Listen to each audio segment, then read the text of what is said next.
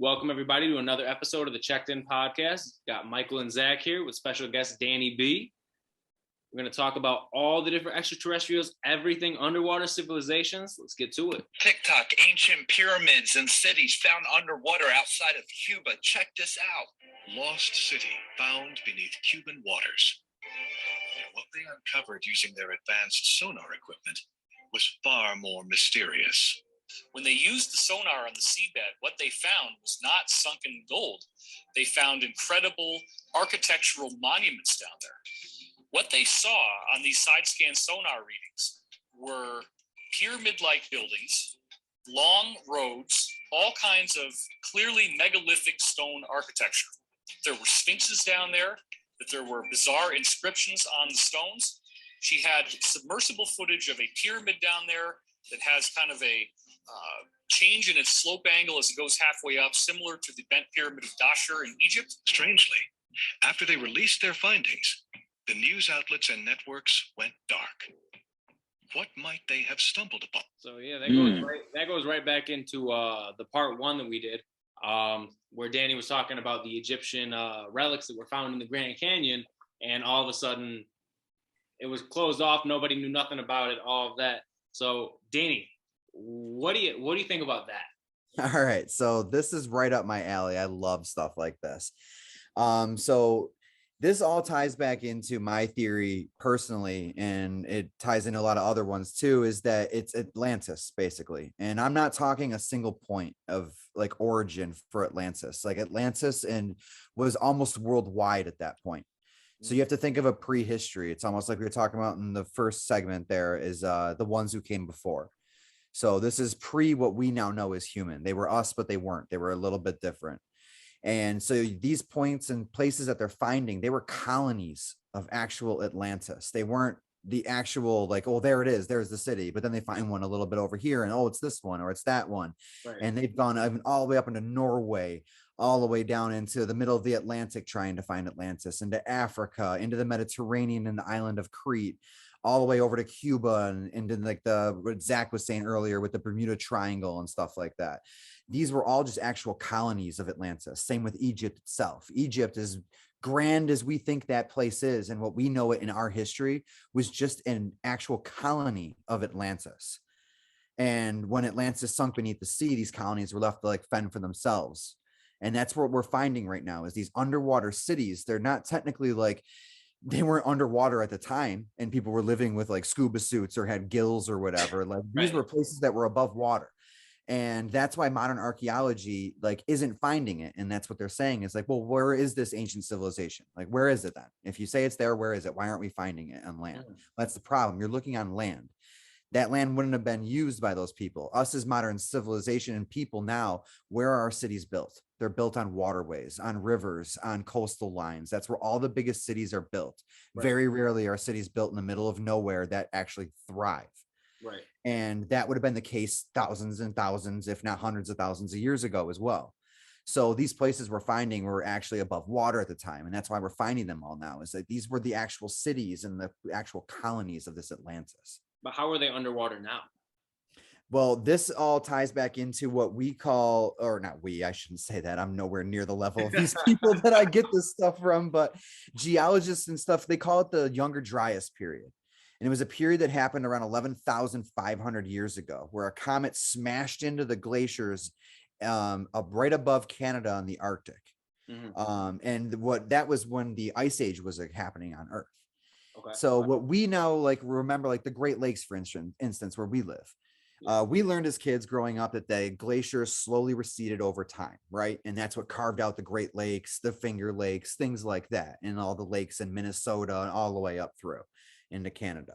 Well, what really happened, and geologists have confirmed this, is that a comet smashed into the Earth up there and evaporated the ice caps. So imagine those, like Zach was saying on the first segment, like 1,000 feet of ice that goes down to the Antarctic. Picture that in the Arctic now, evaporating immediately when that comet hits. That is all water that is just going to rush down now. That happened and it wiped out 95% of the fauna in North America. North America looked and had bigger actual animals than Africa does now, but they were all wiped out And all that's left is what we now know now and what evolved from that. And that happened 11,500 years ago. Now we move that into history and we try to tie the two together. Atlantis, what we first hear of Atlantis was told to us by Plato. That's the first ever writing of Atlantis that we know of that was written down. And he was told that story by a Greek lawmaker and philosopher and poet that went to Egypt and was told the story of Atlantis by scribes there. And his name was Solon. And when he told Plato the story, he told them that 9,500 years ago, an ancient civilization ruled called Atlantis. And it was a seafaring people, and they were warlike, and they ruled over many different islands and nations in places like Spain, Libya, Morocco, Tunisia, all the way up into Sicily, even over into Egypt, and all the way up into what we now know as like Israel, Lebanon, places like that. They owned everything. And the only people that were able to withstand them were the Athenians. And they went to war with them and drove them out of the Mediterranean. And then, according to the story, they lost favor with the gods, and Atlantis was sunk in a day and a night in a major cataclysm beneath the seas. Now you take the time frame that Solon told him this. It's 9,500 years ago. But to present day, that was 9,500 years ago when Solon told Plato. That was 11,500 years ago from present day, which is exactly when the Younger Dryas happened. So when that catastrophe that happened was what sunk Atlantis. And what I was talking about on the first segment is with these ancient civilizations or that one island we spoke of that made a new religion based off of this. Now you take those colonies that were left behind after the cataclysm, like Egypt, for example. They had remnants of the past, the Sphinx, the pyramids, and they were there. And every year after that, the pyramids in Egypt got worse and worse and worse over time. There's hundreds of them. But the main three, which were the first three, were the best ones that we still cannot replicate today. And they tried, but because the knowledge was being passed down, but every time it gets passed down, you lose a little bit of itself. Right. Because they didn't have the original colony that was, or the original motherland, quote unquote, that was Atlantis there to teach them. They were just the colony. And that's what we now see as Egypt today. Mm. Wow, that's crazy. And then not only that, but like the way the pyramids were built, they had electrical,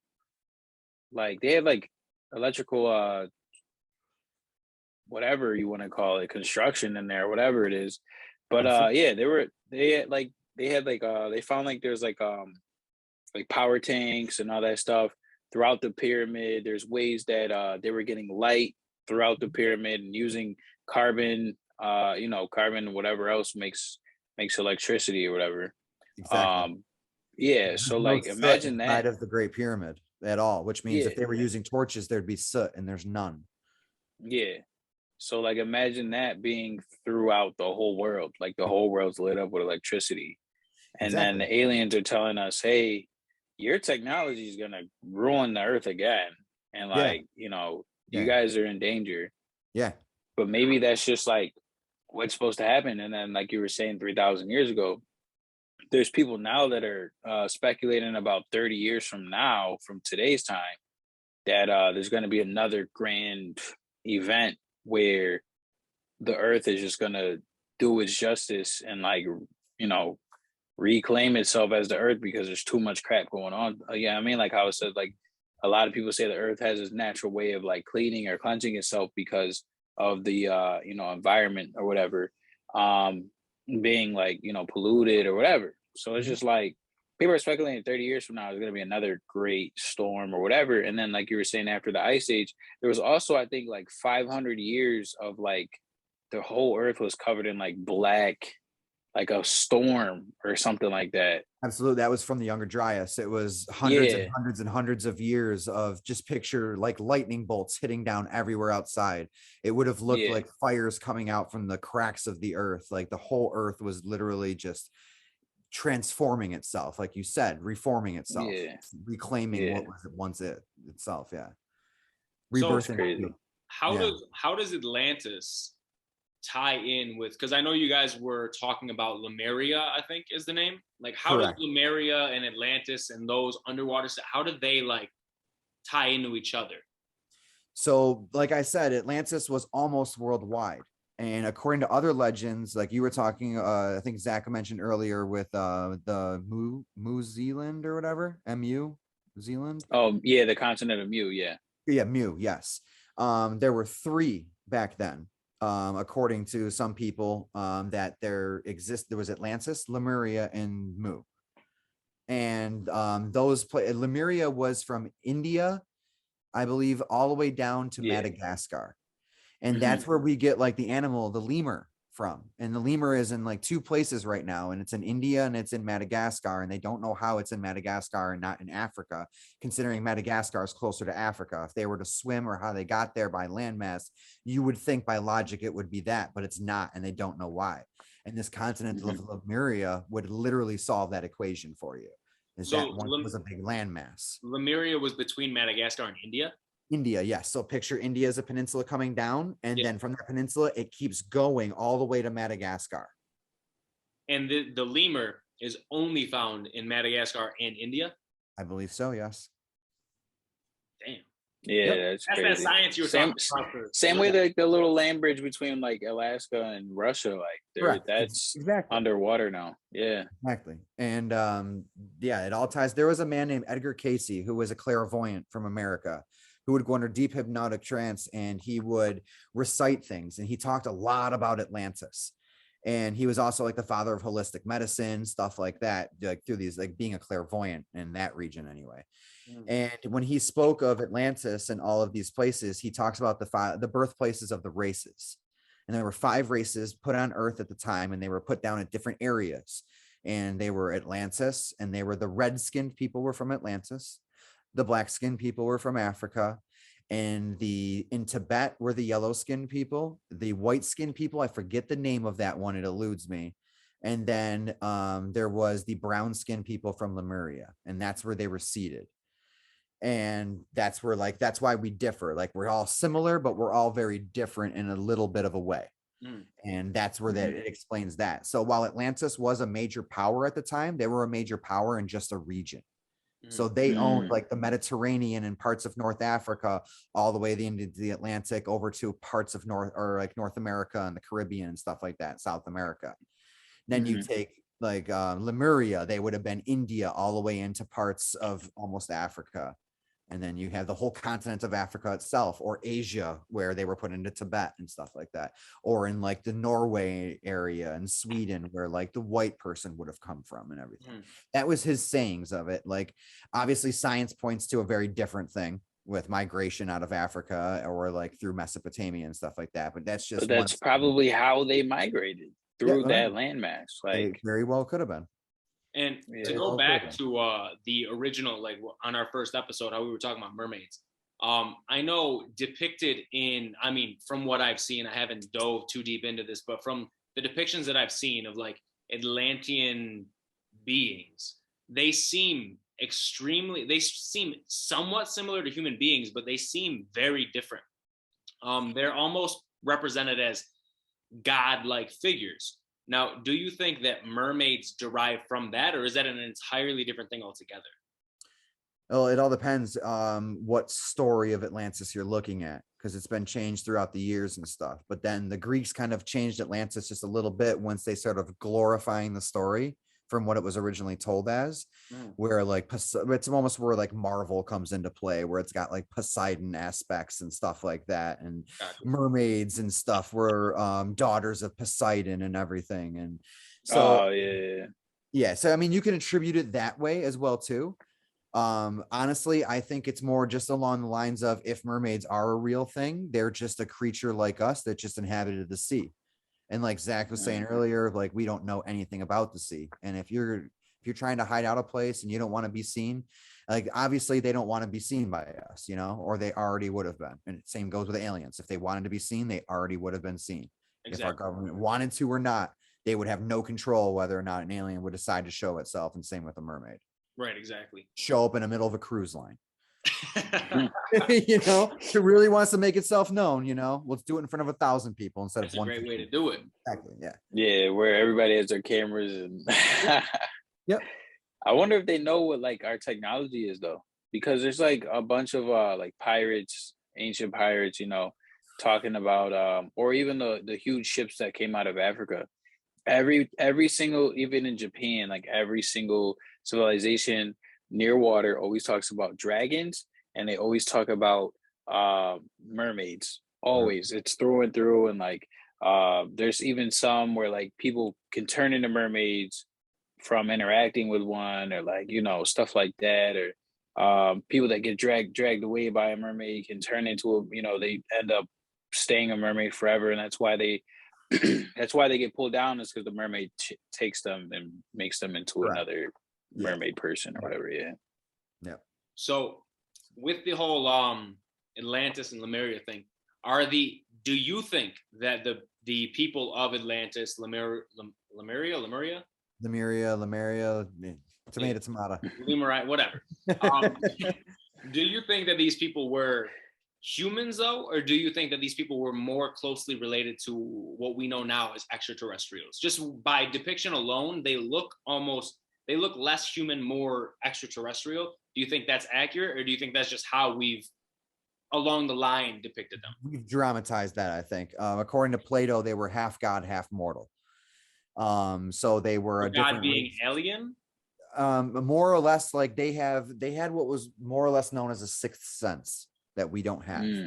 Okay. So they were mortal, but they were also not. They had longer lifespans. They had larger craniums. They had a sixth sense, which was a knowledge. They had foresight, basically. They could see into the future and in the past. Okay. That's what they said. So I think they looked more human-like than what we now know is that's why, like, you have the pantheons of gods. The Greek gods were, in my opinion, literal Atlantean beings that had survived this cataclysm and were a bunch of the really smart ones that still had a lot of the technology and were able to use that technology to influence and teach people and stuff like that. And they lived on Mount Olympus. That might have just been their place they went to after the cataclysm, or that was one of the colonies in ancient Greece that was there. And so that's where I think like you get the stories of like Zeus and the wars and everything like that. And so I don't really think extraterrestrial as much as I think they were just the ones who came before. Right. Before the whole ice caps melting and all of that. Yeah. You said though, the ice caps melting was a result of the gods being upset. They just lost. Yeah, it's almost like a Sodom and Gomorrah thing in the Bible, where like God smited the two cities because of the sins of man. It was exactly the same thing, just in Greek culture. It was basically they were a warlike people. They colonized all those colonies. They didn't go willingly, obviously. Just like in any war from the beginning of time, they were taken over. They were raped of natural resources, and they were left that way under the control of somebody else. Yeah, so that's pretty much what I think about that. Do you think that like aliens, extraterrestrials, do you think they exist on Earth now, like the reptilians and all of that? The reptilian thing for me is pretty that's where the skeptic in me comes out. I want to believe, I have English background. The queen's a freak. She's a lizard. She's gonna live to be 1,000,000 years old. I just thought it made news. She actually just recently started using a cane to walk around. Yeah, exactly. I'm telling you, she's and lizard years, she's 27 years old. For queen and country. Man. Yeah, I think that yes, they still do. There are people still here. There are theories that the Anunnaki could have never have left. That ruling group of beings could have never have left, and that's what we now know as quote unquote the elitists.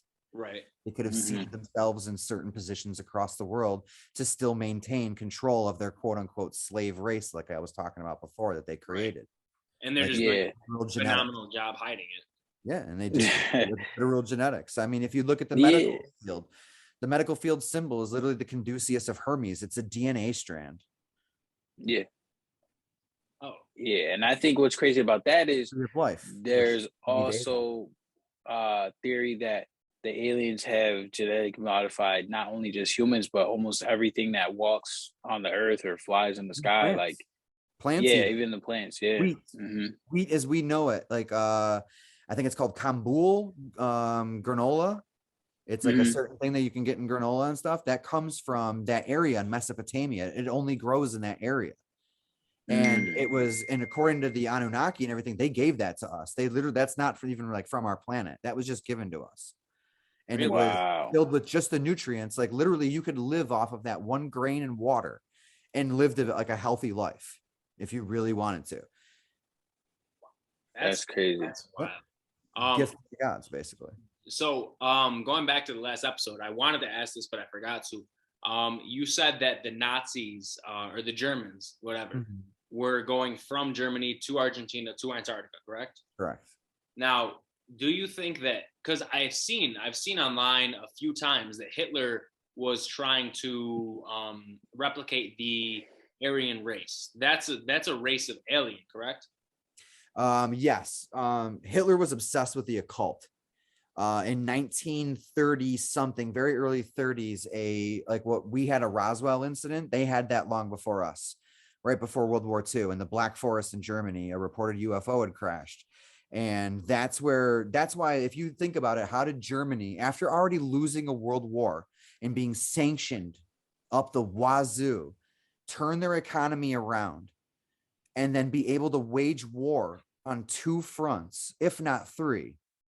Yeah. And actually, like we should have, like Britain back at the time with their empire should have alone been able to wipe them completely off the face of the planet. Right. But they weren't able to. And why is that? They found some stuff. Yeah. And why is it after Roswell, we were able to become a superpower? We found some stuff. Right. After taking what the Germans had found, we found our own too. Not only that, what I found about General Byrd is why the theory of that the aliens are really from underwater is because they're high compression suits that was found in an alien crash sighting. Is either pressured enough to survive in space or in the depths of the ocean. So that's another thing why, and also it's easier to go in the water. It's easier to throw a plate straight down in the water than it is to throw any other object in that shape. You know what I mean? If you throw a plate straight down, it's going to go like this and then kind of make its way down like that. But then again, you think of like anything else. I mean, the only other thing you could think of is like a torpedo that could fly straight down, at water missile, whatever. But to go at these different things, all these different weird movements, like a plate is the easiest thing to do because all it has to do is turn one certain way and cut at that angle. Yep. So that's another thing too. Not only that, not only the suits, there's like helmets and all this other stuff that other people found like in New Zealand. Another alien sighting in the 50s as well. The guy was talking to this girl, a girl was talking to this like spacesuit, whatever. And his helmet was like almost like a trapezoid type of thing. Yeah. And somebody took a picture of it. And then like the picture is like never to be found. I mean, you can find it on Google now, but just type in like New Zealand spacesuit or whatever, spaceman suit or whatever. But you'll see what I'm talking about. And it's crazy because like even those suits is like kind of what they use in like the COVID labs now. When you see people go in, like those huge hazmat suits are kind of shaped like a spacesuit. And it's like, where do these ideas really stem from is like what kind of like makes me want to pick at this like topic even more. It's just like we only could create so much as humans. Like, yeah, I mean, like don't get me wrong, we are very smart and we can come up with some dope stuff. But it's just like there's other stuff that's just like where and who and how did all this technology or all this extra stuff, even like nuclear technology. Like I firmly believe like imperialism was more about finding the uranium, like metal ores, more than it was about gold. And and I think that, because uranium's under every single continent. You know what I mean? Like it's in every single spot, especially near the spots with those pyramids. So like, I think like the highly coveted areas like Africa or like South America and all that stuff, there's uranium under all that crap. The rainforest has a bunch of uranium under it. And that's really the real reason why they keep, getting the wood and the other trees down or whatever out of there. No, they're going for the uranium, bro. So the use of uranium though. How could that be utilized like current day? Or like, why is it so Nuclear pressing? energy. Nuclear energy is a huge one. Obviously, like nukes, nuclear energy, but like civilization. Uh, every single first world country has nuclear energy.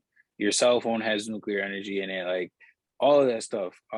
Anything radioactive or anything that uses like waves for communication of any sort, is all has nuclear energy in it. Um, so I think that's like a huge benefit. Is like, hey, we have energy here. Not only do we have energy, that's also something that the aliens have been warning us about too, is our nuclear energy is kind of getting out of hand. But there's so much invested into that right now that the governments don't want to pull out of using the nuclear energy. That's why people like Tesla and all this other stuff. That's why your insurance goes down when you drive an electric car or even a hybrid, because you're using a different resource that's actually something they can move towards all the uranium into. Um, but yeah, like it ends up being like a different way for people to survive. One, and that's like the biggest things for our best weapons. So it's like that's why, especially the Cold War. The Cold War is strictly about uranium. Like it's not even about really anything else. It's just why else would we just go to random countries uh during an arms race to try and figure out, you know, we're not going there just to see who has the hottest girls, right? We're going there to figure out who has the uranium so we can keep building shit and making shit and then taking over countries by teaching them certain things. You know what I mean? Like, hey, we'll trade you power over the land for this nuclear energy. And then that's why some like other countries, like third world countries, are like, nah, we're just gonna go with the solar panels and try to make something out of that, because all of our shit that we could have used is gone because the other, bigger countries, bigger guns took it. So Yeah. it's just like what we have left is solar energy. And like that's like I think the city Akon's doing right now is like almost everything is solar energy. Yeah. Like he's building a city in Africa right now. So like almost I think 99% of the city is going to be ran off of solar energy. Yeah. Now these old now underwater civilizations, the older civilizations, like the advanced older civilizations, do either of you know what was powering them? Was it uranium or was it something else? From the stories, it's the power grid of the earth. Like Zach was saying earlier, like where the positionings of the pyramids are and everything. If you were to take the earth rings like a bell. Okay. And it has a vibration, a frequency. Mm-hmm. We know this is 432 hertz. It's the natural resonating energy of the universe. And so that's that sound that it creates. And there's ancient Egyptian like hieroglyphs and stuff that literally show how the pyramids were created. There's hieroglyphs showing a block levitating off of the ground. And underneath that block is a thin piece of paper.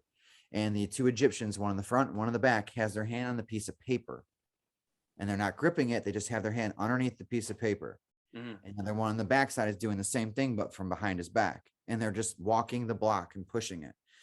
The theory is that they were using the actual Earth's vibrational frequency. And by doing that, they were able to make and maneuver these blocks around. And that's the only way it could have been built and positioned the way it did. Mm. So that these pyramids were like, think of them as like Tesla towers. Tesla's ideas generally came from these ancient theories and stuff of this natural, the earth has a grid system of this natural resonating energy. Yeah. And at the certain cross points of that grid, you can harness the earth's energy. And if you're able to do that, you could literally create almost think of like a worldwide Wi-Fi system of free energy. And that's what these ancient civilizations were able to do and power themselves. And that's how they were able to to the modern tribal people who were living with them, which were us, the precursor to us, were looking at these other people like literal gods, right? Because of this. And then we just took over what they had left behind.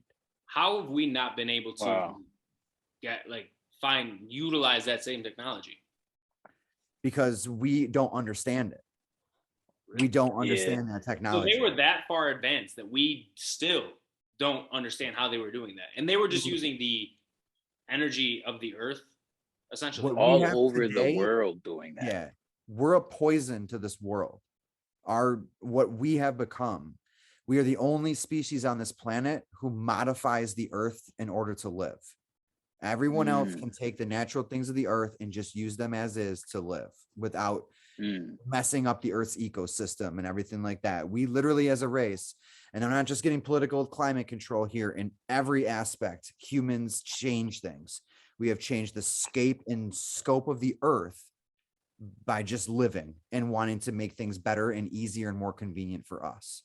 They didn't think of things like that. They, like I said, they were different from us. They were more spiritual. They were more connected. They knew more about the universe than we will ever know as a species, probably. We know more about certain things like this kind of technology, like we're using right now and stuff like that, and making TVs and stuff. They didn't see the world in like we did. Right. They saw the world as we have everything we need. We can use the earth's energy to create free stuff. They didn't have capitalism. They didn't have imperialism. They didn't have all these certain things. And for all we know, like you hear these stories of Atlantis and stuff, it sounds like they didn't have a religion even. You know, it was a worldwide, almost globalism, which people nowadays, they hear that term and they get so scared. Like globalism, oh my God, no way. How could you want to do that? That's communistic and blah, blah, blah, blah, blah. But in all actuality, like that's what those ancient cultures were doing and thriving. And yes, they may have gone too far in their own right of that.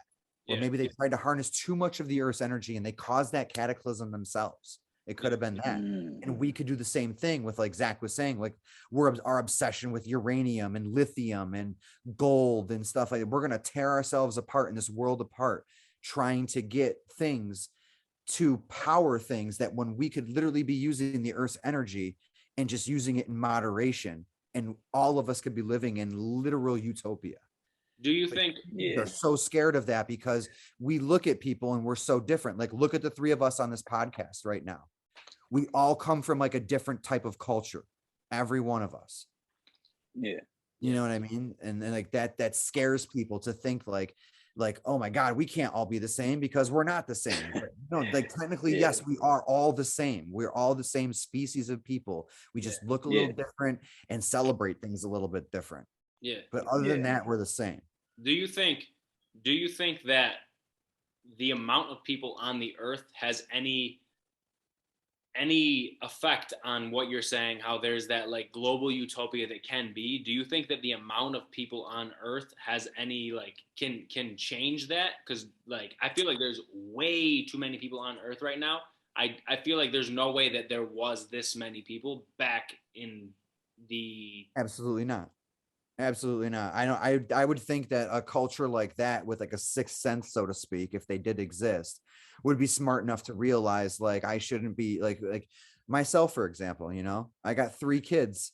You think an Atlantean back then would want to do something like that? Probably not. He'd have one guy to carry on his family name. He'd have him after he'd be 127 when he had the kid. You know, they would plan things out. But we don't know anything about these people. They could have done the same thing and they could have overpopulated, and that could have been the reason for the cataclysm itself too. They could have overpopulated themselves. They could have been needing more energy to draw from the earth itself and cause their own demise. So again, I think they just launched a big ass mountain into, you know, trying to move land masses out the way so that they can have more, you know, real estate for their civilization. Maybe they just launched one up too high, came down at the wrong spot. Kaboom. I personally think it was war. I think like we talked about, there's all these different civilizations. We don't get along with each other, you know? I mean, heck, on Sundays, if you don't wear the same color as my favorite sports teams, we're enemies. You know what I mean? Like back then there was probably war, and they probably went to war with somebody. And that's where you're talking about in the last podcast with the sands and Sahara Desert that have, and the Gobi that have glass sheets that were caused by nuclear explosions and stuff. They could have absolutely gone to war with each other and just obliterated each other. And that's where you get these ancient stories. So you get the Greek stories of the pantheon, the Greek gods versus the Titans, the war, the Hindu gods war, and the Mahabharata stories. I mean, it's literally the same thing. Like the gods went to war, the Norse gods versus the dark elves and the other the ice giants and stuff like that. These could have been alien races going at war with each other, and they had their own slave type race of people, which is the precursor to us. They obliterated each other off the face of the earth. We were left with what was left, and that's what we have now. Just uneducated uneducated Colony. bastard children of Atlanteans and Lemurians that didn't go to school. You know, like Joe Rogan said it best. We're the factory workers of ancient Egypt. Ancient Egypt's the factory workers of that precursor civilization. Yeah. We're the children of the factory workers. Yeah, exactly. And we're trying to figure out what happened to us, and we all try to describe it in a different way. And that's where modern religions come from, in my opinion. 100%.